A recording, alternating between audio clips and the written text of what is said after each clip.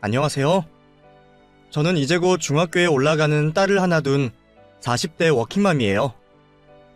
제가 딸을 낳은 게 바로 엊그제 같은데 그 작디 작던 아이가 벌써 중학생이 된다는 게 참 감개무량하네요. 말도 안 통하던 어린 시절에는 아이가 올 때마다 뭐가 문제인지 몰라 전전긍긍하고 혼자 남몰래 눈물 짓던 날도 많았는데 이제는 다 자라서 되레 엄마를 위로해주는 든든한 제 편이 되었습니다. 귀여웠던 어린 시절이 너무 빨리 지나가 버린 건 아닌가 싶어 가끔은 그 시절이 그립기도 하지만 제가 혼자 독방 육아를 하며 그 고생을 했던 걸 생각하면 다시 돌아가고 싶지는 않네요. 남편이라는 인간이 든든한 제 편이 되어주고 자식에게 좋은 부모가 되어주었더라면 제가 고민은 안 했을 텐데 저희 남편은 아이가 자라는 동안 아이 문제나 집안일에 정말 요만큼도 관심이 없었거든요. 내가 좋아서 한 결혼이니 누구 탓을 할 수는 없지만 확실한 건 제가 남편에게 완전히 속았다는 겁니다. 연애할 때만 해도 남편이 이렇게 될 줄은 전혀 몰랐거든요. 남편과 저는 20대 젊은 시절 대학 동기로 만나서 결혼까지 성공한 케이스였어요. 동갑 나이에 똑같은 학벌까지 서로 누가 더 잘하고 못나고 한 게 없이 엇비슷하게 결혼을 하게 되었죠.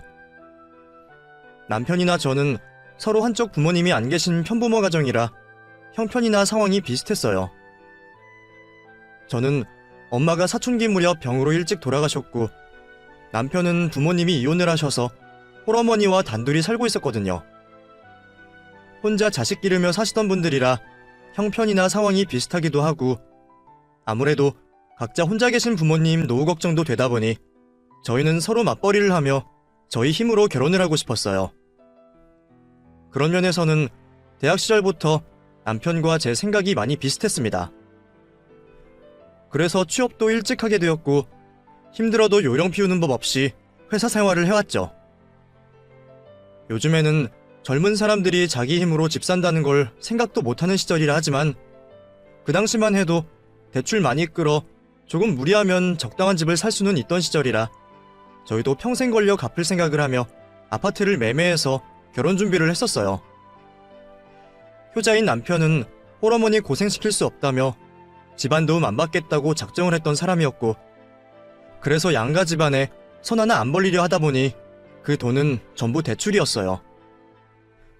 그래서 집안에서 화장실 정도 빼고는 전부 은행 거였지만 그렇게 내 집 마련해서 시작한 결혼 생활은 무척 설레이고 행복한 일이었어요. 저는 우리 힘으로 마련한 집에서 안정적인 출발을 하며 남편과 함께 행복한 가정을 꾸리고 싶었죠. 연애를 할 때만 해도 남편과 저는 잘 맞는 편이었기에 결혼해서도 저는 큰 걱정이 없을 줄만 알았습니다. 연애할 때는 남편이 늘 제게 맞춰주었었고 제 말이라면 죽는 신용도 하던 남자였거든요. 동기로 오랫동안 연애를 하면서 봤던 모습이 있었기 때문에 결혼하면 남자들이 변한다는 말도 제 남편은 예외일 거라 생각했습니다. 게다가 자기는 깨어있는 남자라면서 여자한테 살림 안 맡길 거라고 군대에서 얼마나 빨래를 열심히 하고 깔끔했는지 자랑하던 사람이었어요. 그래서 서로 맞벌이를 하고 있으니 집안일도 나눠서 하자고 먼저 말했던 남편이었죠. 그 말을 철석같이 믿고 결혼을 했더니 이게 웬걸요? 그 말이 전부 거짓말이었더라고요.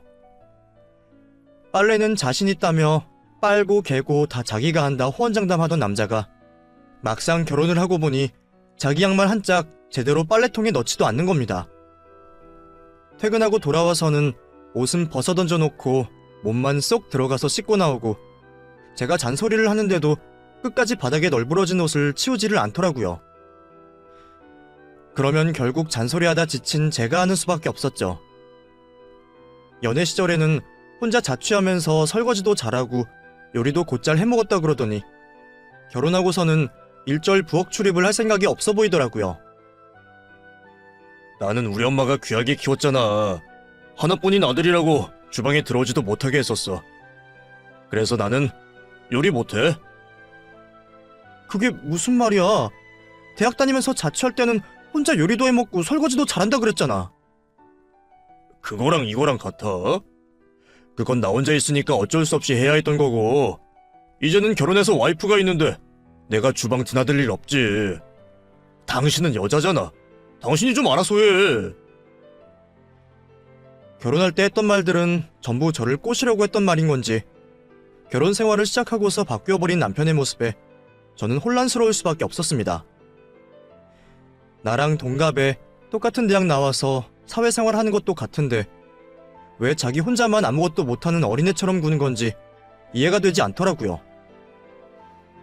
대학 다닐 때는 세상이 바뀌었다며 가부장적이고 집에서 손가락 까딱 안 하는 남자들 비난하고, 그런 아버지 때문에 어머니 혼자 고생하셨던 이야기하며 울분을 터뜨리던 남자가 정작 저와 결혼을 하고서는 자기가 욕하던 그런 남자가 되어버린 거였죠.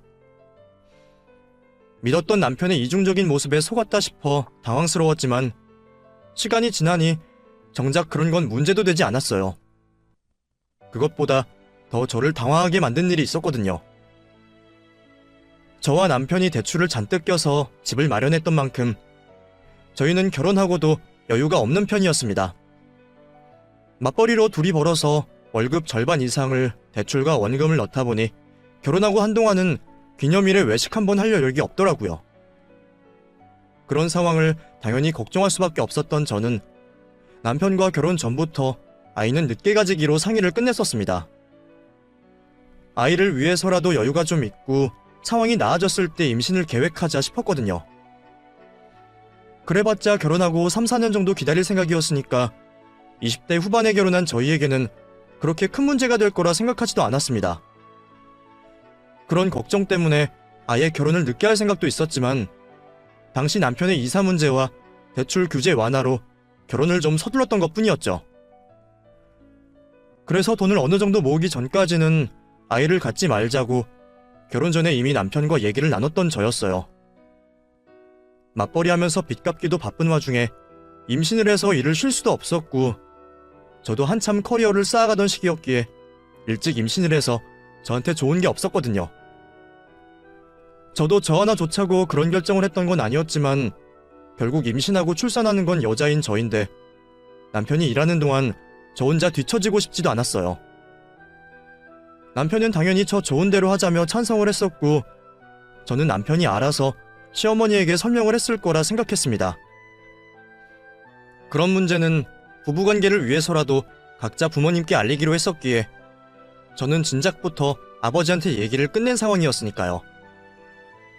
그런데 자기가 알아서 설명드리고 시어머니를 잘 이해시키겠다고 했던 남편이 갑자기 시어머니 앞에서 꿀먹은 벙어리가 되어버리는 거예요. 너 요즘도 회사 일로 바쁘다고 그러냐? 우리 진수 밥은 제대로 챙겨주고 있어? 설마 요즘도 아침마다 빵 쪼가리 먹이는 건 아니지? 아니, 그것보다 너는 일 언제까지 할 생각이냐? 결혼까지 했는데 계속 일 다닐 생각이냐? 네? 결혼했어도 일은 계속해야죠. 너 그렇게 해가지고 나한테 임신 소식은 언제 들려주려고 그러냐? 일한다는 핑계로 가정에 소홀하고 애 낳을 생각도 없으면 곤란하지.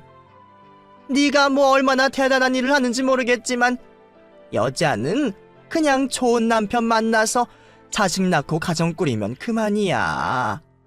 이제는 자식을 보고 남편 내조를 할 생각을 해야지.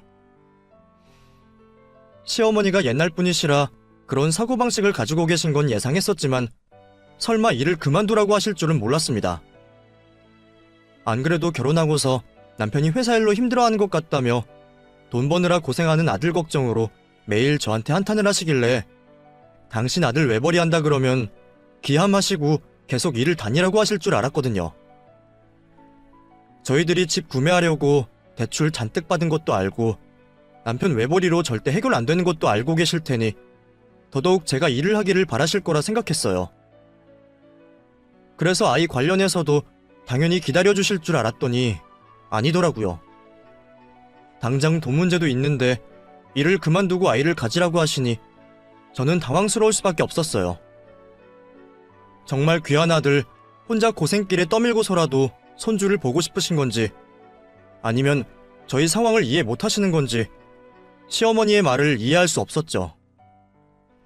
저도 이제 막 결혼해서 시집 온 며느리이다 보니 시어머니 앞에서 싫은 소리를 하고 싶지는 않았지만 옆에서 남편더러 말 좀 해보라고 눈치를 주면서 빤히 쳐다보는데도 제 눈을 피하며 벙어리처럼 있는 남편을 보자니 결국 아쉬운 제가 얘기를 직접 하는 수밖에 없겠다 싶었어요. 어머니, 저번에도 이이가 말씀드렸겠지만 저희 당장 아이 갖는 건 무리예요. 제가 일을 그만두는 것도 안 되고요. 안 되긴 왜 안 돼? 너 지금 내 말에 토달겠다 이거냐?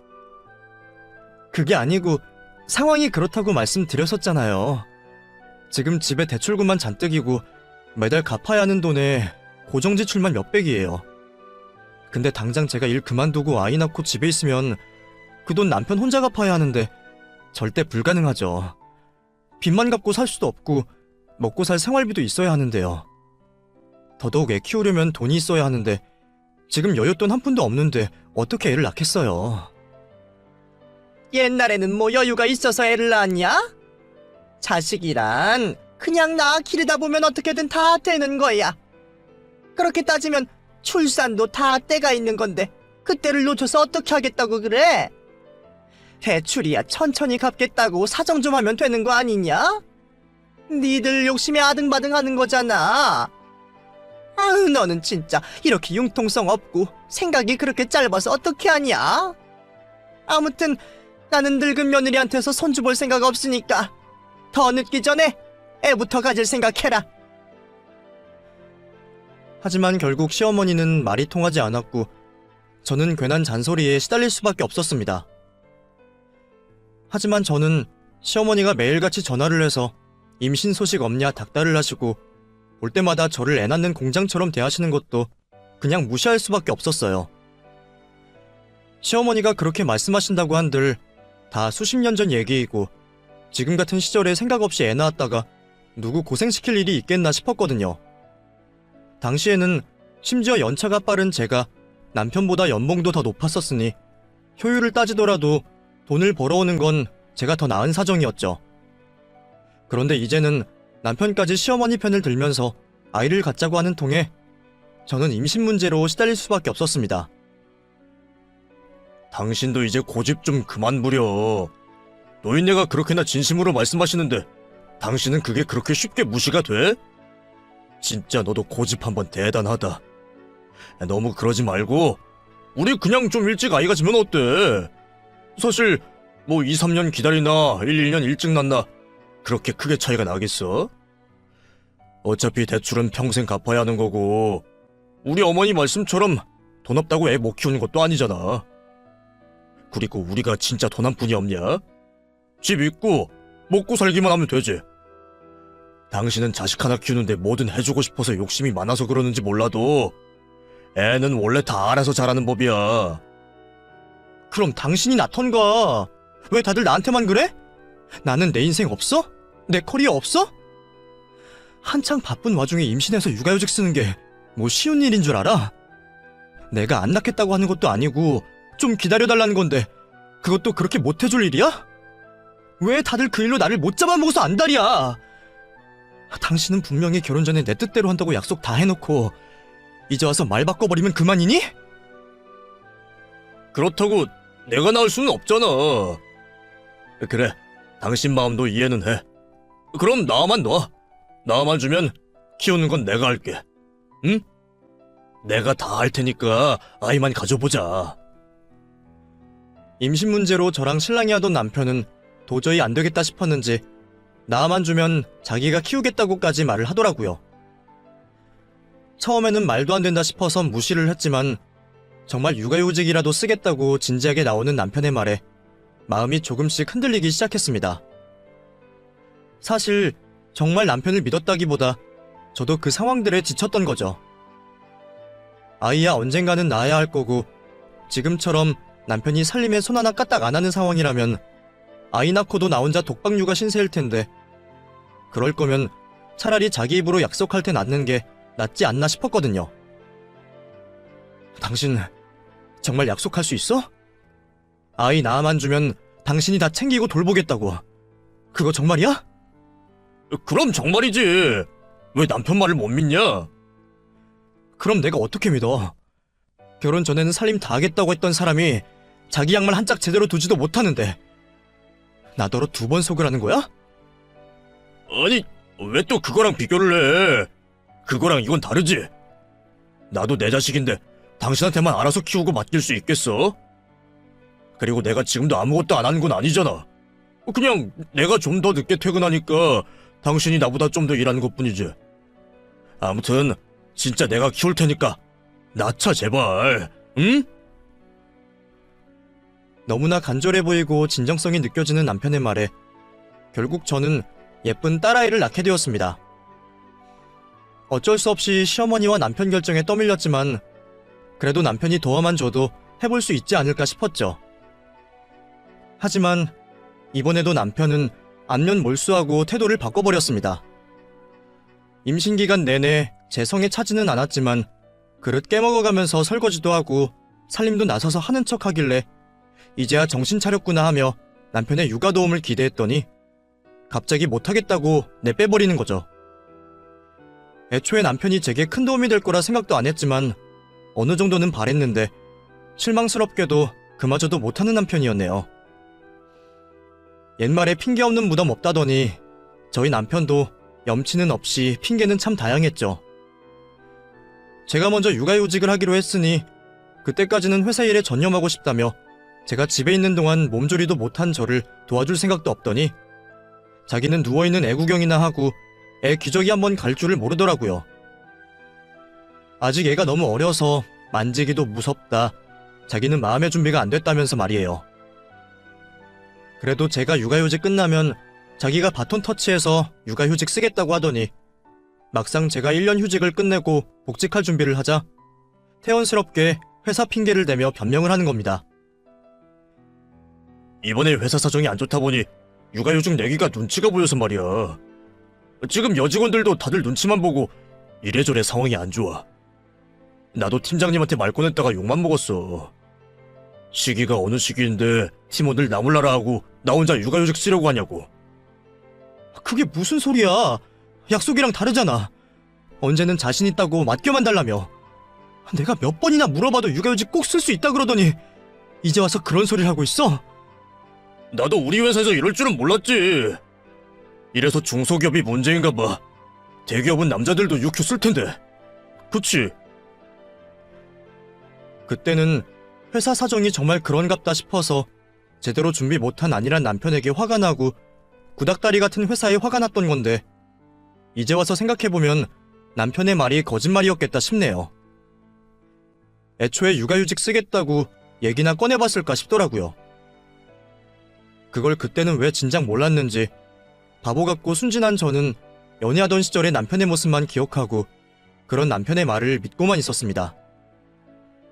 결국 어쩔 수 없이 남편의 육아휴직을 포기하고 저 혼자 아등바등 고민할 수밖에 없었어요. 결국 1살배기 딸을 어린이집에 맡길 수밖에 없었던 저는 가슴이 찢어지는 것 같았습니다. 저도 남편처럼 똑같이 회사에 눈치 보이는 입장이다 보니 휴가는 더 쓸 수도 없었고 결국 아이를 남의 손에 맡기고 일을 나갈 수밖에 없었습니다. 아직 말도 못하는 애를 그런데 보내려니 엄마로서 죄인이 된 심정이었어요. 이럴까봐 상황이 괜찮을 때 낳겠다고 했던 건데 결국 이런 사달이 난 걸 보니 뒤늦게서야 제가 아니랬다 싶더라고요. 하지만 이미 상황은 벌어져 버렸고 이제 와서 남편에게 책임을 물어봤자 의미 없는 일이었습니다. 결국 마음고생 몸고생은 저 혼자 하고서 괜히 남편이랑 시어머니 좋은 일만 대신 해준 셈이 되어버렸죠. 남편은 심지어 아이 등하원 한번 시켜본 적 없는 사람이었습니다. 늘 회사 핑계로 바쁘다는 탓에 아이 챙기는 건 전부 제 몫이어야 했거든요. 누구는 회사를 안 다닌다고 생각하는 건지 나도 야근하고 회식이 있는데도 남편은 한 번도 제 사정을 봐주지 않았어요. 가끔 급한 일이 생겨서 일찍 퇴근해서 애 좀 챙겨달라 부탁하고 사정해봐도 남편은 남의 일 마냥 냉담하게 반응을 하더라고요. 나도 일이 있어. 당신이 잘 못해서 퇴근 못하는 걸 나더러 어쩌라고. 아무튼 나는 애 데리러 못 가니까 늦더라도 당신이 알아서 해. 나 바쁘니까 끊는다. 웬만하면 그런 부탁을 하지도 않는 저였습니다. 같은 자식 기르면서 그런 걸 부탁이라고 표현하는 저도 웃기지만 저도 괜히 못 믿어온 남편에게 아이를 부탁하고 싶지도 않았어요.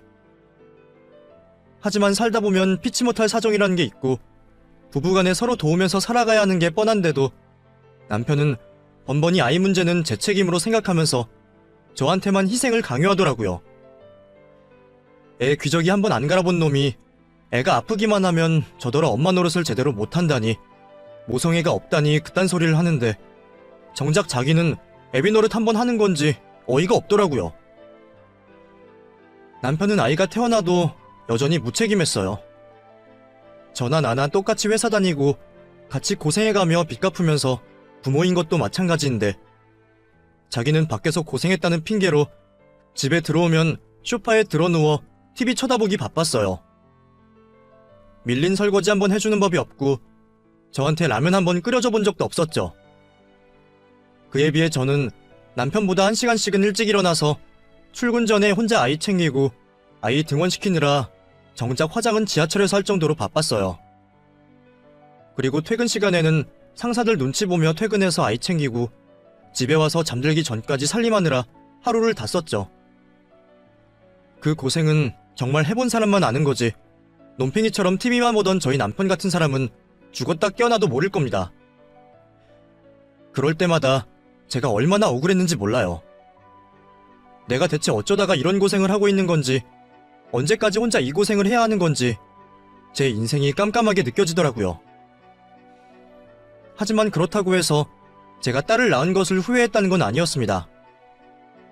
남편 같은 놈이랑은 왜 결혼했을지 매일 저를 자책하며 하루에도 수십 번씩 후회를 했지만 등 떠밀려 가진 아이였어도 아이를 낳은 일만큼은 전혀 후회하지 않았어요. 오히려 제 욕심에 아이를 포기했더라면 그런 행복도 모르고 어떻게 됐을지 이제는 아이 없는 제 인생이 끔찍한 일이 되었죠.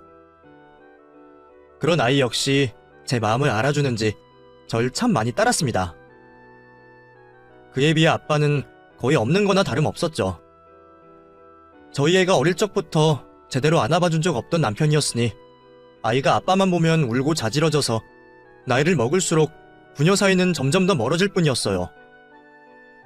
보통은 유아기부터 아빠 엄마와 함께 유대를 가져야 아이들 정서에 좋다는데도 저희 딸은 아빠와 유대를 가질 게 없다 보니 어쩔 수 없이 저한테 더 많이 의지를 했겠죠.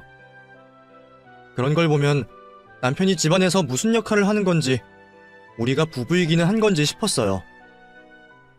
같이 사는데 의미가 없어지며 어느새 남편과 저는 이전의 친근함과 유대감도 없어졌죠.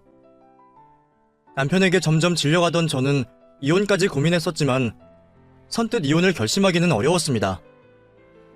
엄마가 미련해서 그런 아빠를 만들어줘서 아이에게는 늘 미안했지만 그렇다고 아직 다 자라지도 못한 아이에게 제가 아빠를 뺏을 수는 없다고 생각했거든요. 사회적 시선으로도 부모의 역할은 중요했기에 거칠게라도 아이를 위해 남편을 두는 게 나을 거라 생각했습니다. 그래서 저도 남편에게 더 이상 기대도 실망도 없이 아이를 위해 남편과의 결혼 생활을 유지하기로 했습니다. 나중에 황혼 이혼을 하더라도 아이가 자라서 결혼할 때까지만 버티자는 생각으로 말이죠. 그런 제 속을 아는지 모르는지 남편은 여전히 자기 멋대로였습니다. 돈은 자기 혼자 벌어온다고 생각하는 건지 제 일은 번번이 무시하면서 자기 회사 신경 쓰기만 바빴었죠.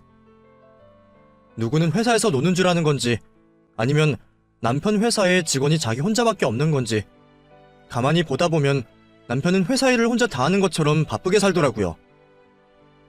원래 회사 눈치 보며 피곤에 쩔어 사는 게 회사원의 삶이라고 하지만 남편은 회사에 뼈를 묻겠다는 심정인 듯 가족보다 회사가 중요한 사람이었습니다. 가족 기념일은 까먹으면서 회사 기념일은 한번 까먹을 일 없을 정도로 늘 회사가 먼저인 사람이었죠.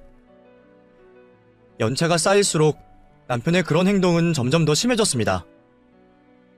매일 야근에 회식에 집에 한번 일찍 들어오는 법이 없더니 이제는 사내 정치를 잘해야 한다며 매 주말마다 상사들 일에 나서서 쫓아다니고 회사 사람들과 골프 치고 친목을 다지느라 어느새 저는 남편 얼굴을 제대로 보지도 못할 정도였어요. 어차피 얼굴 맞대봐야 열만 받고 집에 와도 손 하나 까딱 안 하는 놈이니 차라리 집에 안 들어오는 게 저한테는 이득이었지만 아빠랑 대면대면 하면서도 아빠가 집에 들어오셨냐며 아빠를 찾는 아이에게는 미안했습니다. 다른 집 애들은 엄마 아빠 손잡고 주말마다 여기저기 놀러 다니는데 우리 아이만 아빠 없이 혼자 집에 있어야 하는 게 너무 속이 상했어요. 미안한 마음에 저 혼자 살아도 아이를 데리고 놀이동산이며 다녀봤지만 아이도 그걸 아는 건지 아빠들이랑 같이 놀러온 다른 집 아이들을 보며 무척 부러워하더라고요. 엄마, 나는 아빠랑 같이 놀러 못 가? 나도 엄마랑 아빠랑 손잡고 여행도 가고 싶은데 우리는 왜 맨날 엄마랑 나랑 둘이만 있어? 다른 친구들은 방학 때마다 부모님이랑 여행도 가고 아빠랑 캠핑도 간대. 나도 그런데 가고 싶은데 우리 아빠는 왜 맨날 바빠? 아빠가 지훈이를 안 사랑하나? 아이 입에서 기어이 그런 말이 나왔을 때 저는 도저히 눈물을 참을 수가 없었습니다. 나야 내가 잘못한 결혼이니 내 탓을 할 수밖에 없는 거지만 딸애는 대체 뭐가 잘못이라서 그런 무책임한 아버지를 만나 고통을 겪어야 하는 건가 싶더라고요. 그래서 제가 남편에게 제발 애 생각 좀 하라며 타일러 보고 화도 내봤지만 남편은 번번이 이해를 못하고 화만 낼 뿐이었습니다. 잔소리 좀 그만해. 나도 남들처럼 생각 없이 애랑 놀고 싶다. 근데 그러면 돈은 누가 버냐? 내가 일 다 때려치고 집에서 뒹굴까? 어? 돈은 뭐 당신 혼자 벌어? 나도 같이 벌잖아. 나는 놀아? 내가 놀면서 집에서 살림만 하는 것도 아니고 빚도 같이 갚았는데 왜 계속 당신 혼자서만 일하는 척하니? 네가 뭐 얼마나 오래 일을 하겠다고? 너랑 나랑 같냐? 나는 더 위로 올라갈 수 있는 사람이야. 그러니까 남의 앞길 막고 끌어내릴 생각 말고 제발 잔소리 좀 그만해. 남편이 매번 기고만장했던 이유를 제가 그제서야 알았네요. 저는 여자라서 오래 일 못하겠지만 자기는 승승장구해서 높이 올라가겠다고 말이에요. 그런 남편은 자기가 성공하는 게 가족의 행복이라며 일하는 제게 내조까지 바라곤 했습니다. 그런 남편이 지긋지긋할 정도로 싫었지만 저는 또 아이를 위해 참아야 했죠. 그리고 그 덕분인지 남편은 결국 자기 꿈을 이룰 수 있었어요. 가족들은 무시하면서 맨날 상사들 눈치만 보고 자기 자식 대신에 상사 자식들 졸업식까지 쫓아다니더니 기어이 40줄에 부장을 달게 되었거든요. 가족의 희생으로 이루어진 진급이라는 생각에 남편 진급 소식이 그리 기쁘지는 않았지만 진급 때문에 저를 들들 볶더니 그나마 일찍 결과를 봐서 다행이라 생각했어요. 거기다가 얼마 전에 대출빚도 다 갚았고 남편이 부장되면 월급은 배로 오를 테니 이제 저희 식구들도 아등바등 사는 것 없이 여유가 좀 생기려나 기대도 되었습니다. 그렇게 오기까지 벌써 10수년이 지나 저나 남편은 40이 훌쩍 넘었고 저희 딸도 사춘기 나이가 다 되었네요. 그동안 나도 우리 딸도 참 많이 참고 고생했구나 싶어 감격스럽기까지 했죠. 저는 그런 기쁜 소식을 아버지한테 전하고 싶었어요. 평생 저 기르느라 고생하시다가 자식 출가시키고 혼자 시골 내려가신 지금까지도 딸 자식 사위 걱정이신 저희 아버지에게 말이죠. 마침 아버지가 서울에 볼 일이 있으시다는 말에 저는 아버지를 집으로 모셨습니다. 남편이 뭘 잘했다고 거창하게 잔치를 해줄 생각은 아니지만 시어머니와는 이미 동네 잔치할 정도로 거하게 했었으니 아버지와는 가족끼리 조촐하게 식사 자리라도 마련하고 싶었거든요. 미운 남편이지만 아버지에게는 사위이고 사위도 자식이라니 덕담 정도 해주시라고 말이에요. 그래, 김서방. 이번에 좋은 소식이 있었다고? 정말 축하하네. 그래, 그동안 가장 노릇하느라 얼마나 고생이 많았겠어. 내가 자네 힘든 거 다 이해하지. 나도 같은 가장이었는데 자네 고생 모를까봐. 예, 뭐 제가 고생은 많았죠. 평일 주말 할 것 없이 회사 일만 신경 썼으니까요. 애나 애 엄마는 그런 제가 가족 나몰라라 한다고 욕만 하던데 그나마 장인어른은 이해를 하시네요. 그래, 자네 고생 많았네. 그래도 식구들도 다 고생했지. 안 그러나? 그럼 이제 우리 인형이랑 지훈이도 고생 끝이고 새 식구 잘 먹고 잘 살기만 남았지 뭐. 수고했네, 수고했어. 근데 제가 승진을 했지 집사람이 승진했습니까? 왜 제 공에 남의 고생을 들먹이세요? 저 사람이 한 게 뭐가 있다고? 장인어른, 설마 이런 소리나 하려고 오셨습니까? 평소에는 제 일에 관심 한 번 없던 분이 왜 괜히 남의 잔칫날 재뿌리고 계세요? 아니, 나는 그냥 다 고생했다고 말하는 건데 갑자기 무슨 소리야? 왜 화를 내나 자네? 나 참 기가 막혀서. 아니, 뭐 제가 부장 달았다고 하니까 콩고물이라도 떨어질까봐 그럽니까?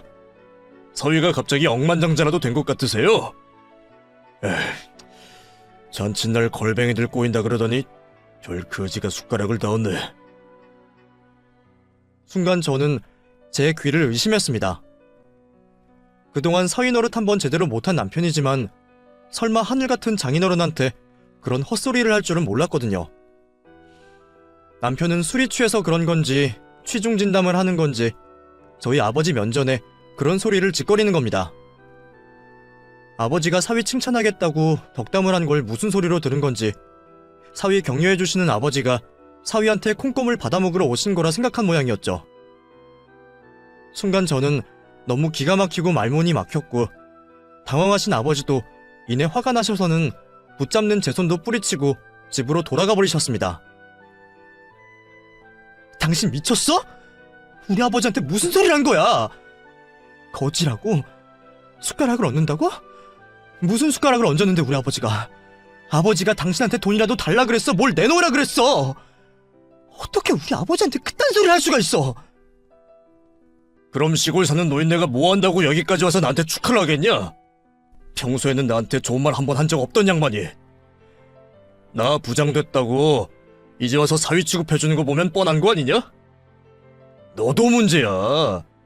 짜증나게 어디서 내 노력에 숟가락을 얹어. 내가 잘나서 부장 된 거지. 그게 왜 네 덕이냐? 차라리 술 취해서 말실수를 한 거라고 했으면 저도 한 번은 참았을 텐데 그 말은 결국 취중진담이었던 건지 남편은 전혀 미안해하는 기색도 없이 끝까지 아나무인으로 성질을 부리고 있었습니다. 평소 자기가 잘한 게 없으니 칭찬 못 받았던 걸 누구 탓을 하는 건지 그깟 부장 직함 좀 달았다고 감히 우리 아버지를 무시한 남편에게 치가 떨렸죠. 사실 남편이 그동안 은근히 저희 아버지를 무시하고 있다는 건 저도 알고 있었습니다.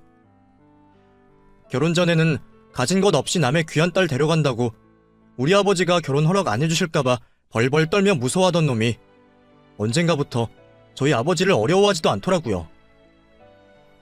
젊어서는 평생 고생만 하시고 근근히 딸 자식 키우시던 아버지가 나이 들어서는 노후 준비도 못 하시고 시골에서 농사 지으며 지내시는 꼴이 우스워 보였던 건지 저희 아버지를 아무것도 모르는 무식한 시골 노인네 취급을 하는 겁니다. 정작 매번 되도 않는 무식한 소리 하는 건 국민학교밖에 못 나온 자기 엄마인데도 말이에요. 저희 아버지가 사위 앉혀놓고 무슨 말이라도 하려고 할 때마다 콧방귀 끼며 한귀로 흘려들었던 남편을 저도 모르지는 않았습니다. 어차피 제 말도 안 듣고 딸 말도 무시하는 인간이기에 그냥 무시했던 거죠. 근데 그랬던 인간이 이제는 저희 아버지를 콩고물 바라는 거지 취급하며 내 집에서 내쫓는 모습을 보자 더 이상은 못 참겠더라고요. 대체 나랑 우리 집안을 뭐로 생각하면 저럴 수 있는 건지 저는 억울함에 눈물이 터져 나왔습니다. 그 순간 자다 깬 아이가 나와 저를 달래주었고 방금 전까지 이혼 생각이 간절했던 저는 아이를 보자 또다시 그 결심을 삼킬 수밖에 없었습니다. 아버지를 두고도 자식 생각 먼저 할 수밖에 없던 저는 이혼 생각도 못하고 아버지에게 죄송함에 피눈물이 나는 듯 했습니다. 대체 저 인간을 어떻게 하면 좋을지 모르겠더라고요. 지가 뭔 짓을 했는지도 이해 못하는 남편놈은 다음날 일어나서 해장국 타령까지 했지만 저는 그런 남편에게 대꾸도 하지 않고 그 인간을 사람 취급도 안 하고 무시해버렸습니다. 안 들려? 해장 좀 하게 국 좀 끓이라니까. 에이씨, 이게 진짜 끝까지 사람 무시하네. 왜? 내가 네 아버지 무시했다고 기분이 상하냐? 그래서 이제 나랑 못 살겠어? 지훈이만 없었으면 너 같은 새끼랑 당장 갈라섰으니까 조용히 해. 그래서 네가 뭐 부장된 나랑 이혼이라도 하려고? 너 어차피 나 없으면 끈 떨어진 년이야. 내가 너랑 살아주는 걸로 고마워해. 그렇게 큰 소리 뻥뻥 치며 출근한 남편 때문에 저는 아침부터 또 눈물을 쏟아야 했어요. 그런데 정말 놀랍게도 그렇게나 당당하고 뻔뻔하던 남편이 그날 저녁 상자 가득 짐을 싸서 집에 들어오는 겁니다. 회사에서 잘렸다고 말이죠. 여보, 나 회사 잘렸어. 뭐? 그게 무슨 헛소리야. 부장 달면 평생 회사 잘릴 걱정도 없다며. 몰라. 잘렸어. 나 이제 어떻게 하지, 여보? 대체 무슨 소리인가 싶어 당황스러웠던 저는 얼마 뒤 아버지에게서 전화 한 통을 받고서야 자초지정을 알 수 있었습니다. 다름 아닌 남편의 해고 이유가 저희 아버지였더라고요. 내가 자르라 그랬다. 그놈 그거 정신머리 나가서 지 장인도 무시하는데 그런 놈 회사에 둬서 좋을 일이 뭐가 있겠어? 그래서 말 좀 했더니 하루 만에 잘려버렸네. 이제 그놈 끈 떨어졌고 그 나이 그 연차에 이직도 어려울 거다. 그러니까 너도 이제 남편 덕 보고 살 생각하지 말고 그놈이랑 연 끊어라. 내가 나 하나 무시당하는 건 참아도 내 딸이랑 내 손녀가 무시당하고 사는 꼴은 못 보겠으니까 그런 놈 참고 살 생각하지 말고 이혼해버려. 내가 어떻게든 내 새끼를 먹여 살릴 테니까. 그게 무슨 말이야, 아빠? 아빠가 저 사람 자른 거라니?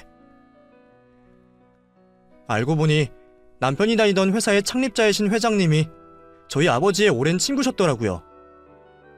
그 회장님은 아버지가 한참 고생하며 일하시던 때에 아버지와 동고동락 하시던 분이셨다고 했습니다. 그 왜 일산 아저씨 있잖아. 옛날에 너한테 용돈도 주시고 했었는데 이 기억 안 나? 일산 아저씨? 그 아저씨가 회장님이셨다고?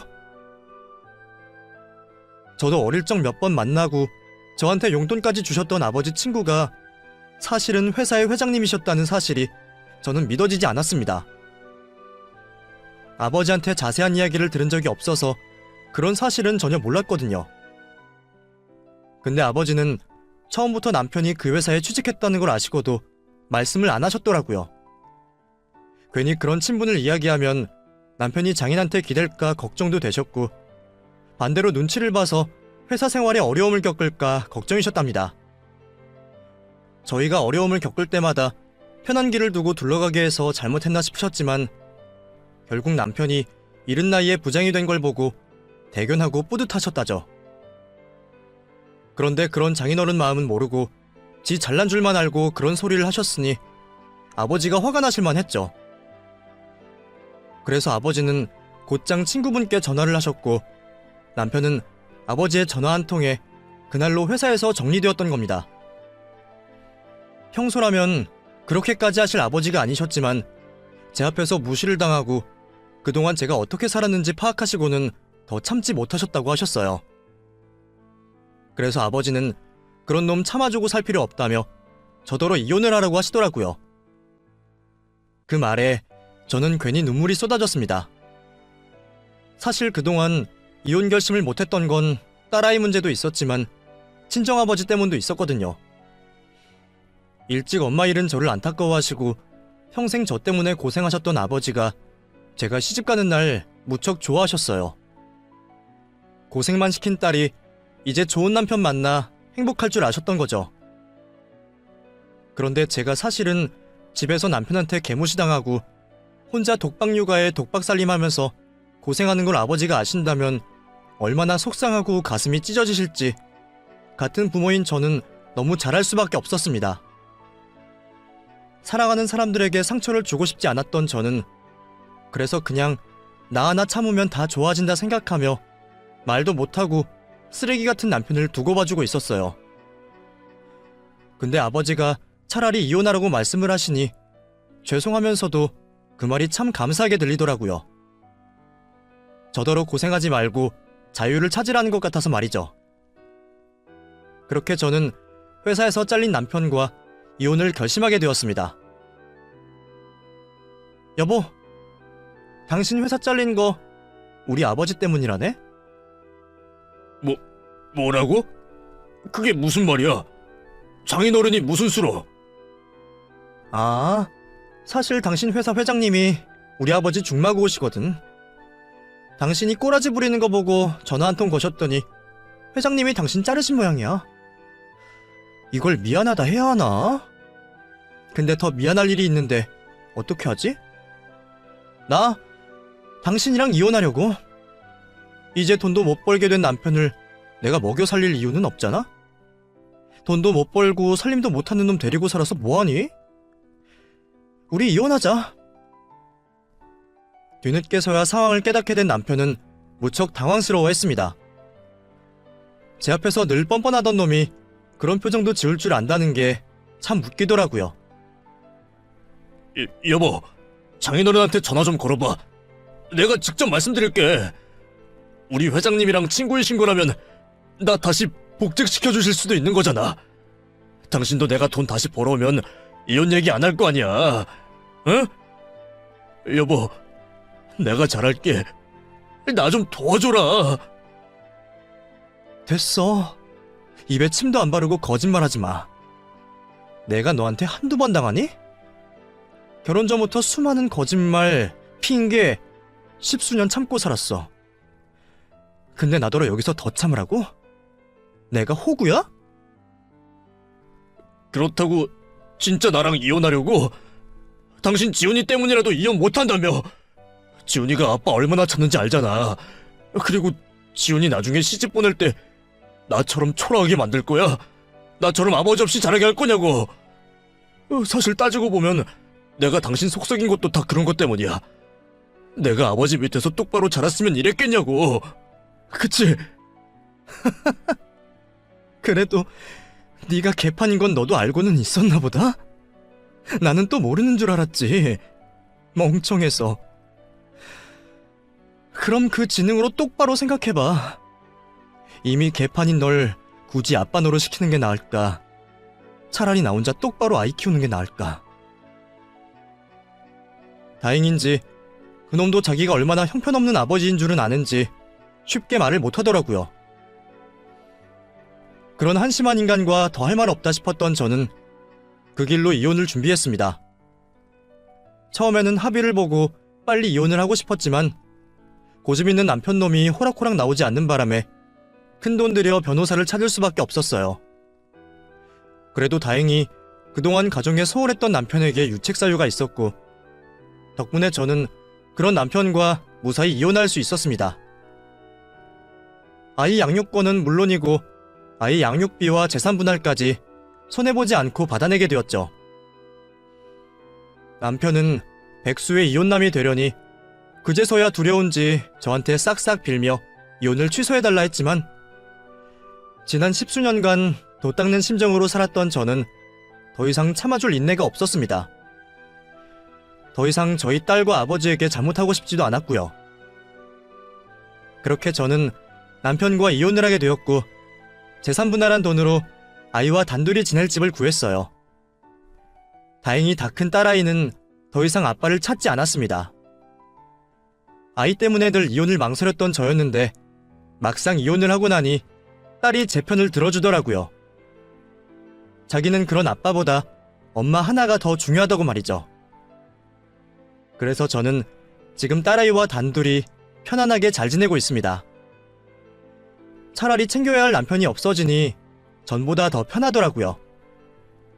하지만 남편은 이제 제가 없으니 챙겨줄 사람이 필요해서인지 시댁으로 들어갔다고 들었어요. 그 나이에 다시 노모한테 얹혀 살겠다는 전 남편에게 시달릴 시모가 불쌍하기도 했지만 자기가 자기 자식 그렇게 키운 걸 어쩌겠나 싶더라고요. 그래서 저는 절대로 제 딸을 남편처럼 키우지 않을 겁니다. 저 혼자서라도 부모 노릇 잘해서 씩씩하고 성실한 아이로 키울 거예요. 그럼 여러분들도 저희 모녀를 응원해 주시기를 바라며 이야기를 마치겠습니다. 감사합니다.